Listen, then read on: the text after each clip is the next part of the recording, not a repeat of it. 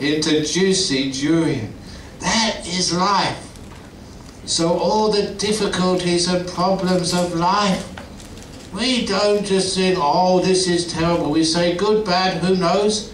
And we turn even the difficulties of life into juicy wisdom and sweet compassion.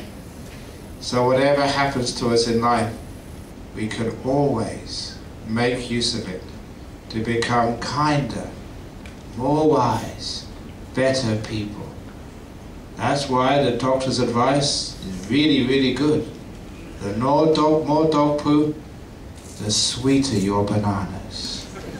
Because that's where bananas come from the dog poo of life. We get the sweet fruits of wisdom and compassion. So when we understand that, we understand what we should really be doing in life.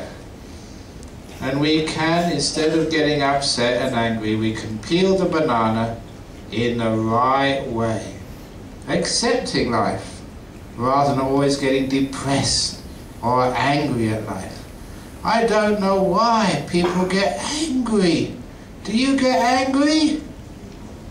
Why? Why do you get angry? You know the person who makes you most angry? The one you married? Why did you marry her for if she's going to make you angry? Getting married, is that good or bad? I know. They say that when you get married, there are 3 rings of marriage. The first ring of marriage is the engagement ring. The second ring of marriage is the wedding ring. And the third ring of marriage is the suffer ring. Why are you laughing? Because it's true. So in order to make sure that you even peel the banana of marriage in the right way, and you're hearing this from a monk who's been celibate for 37 years. It's amazing.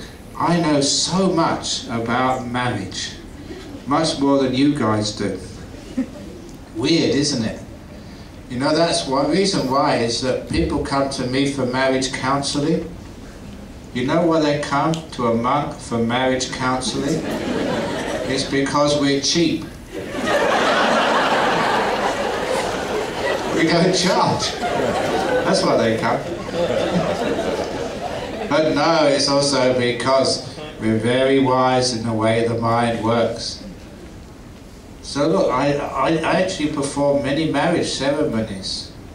And I know if I don't give them counselling at the beginning, when they actually get married, I know if something goes wrong, they will come to me for counselling and give me a very hard time. So I want to get it right at the beginning, so they don't bother me anymore. Look, I became a monk to get rid of all that sort of stuff. So anyway, I often, at a marriage ceremony, I start with the bride, and I look into her eyes, and I say to her, today is your marriage day. From this moment on, you are not a single girl anymore, you're a wife. So you should not think of yourself. And she smiles sweetly and nods her head. Yes, I won't think of myself. And then I look at the boy. So you two are married today. From this moment on, you must not think of yourself either. I don't know why it is, but the boy always pauses for a few seconds before he agrees. He eventually does. He said, okay.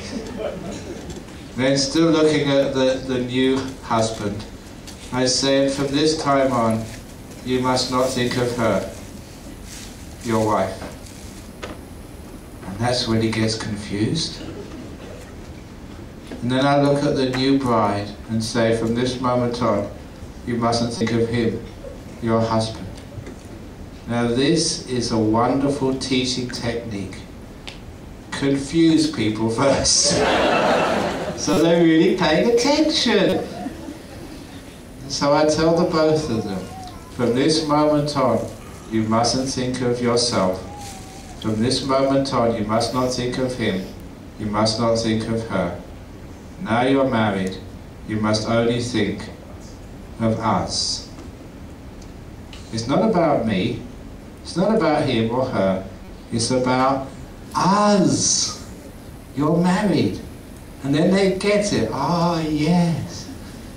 Now that is a very important insight into a marriage, into a relationship.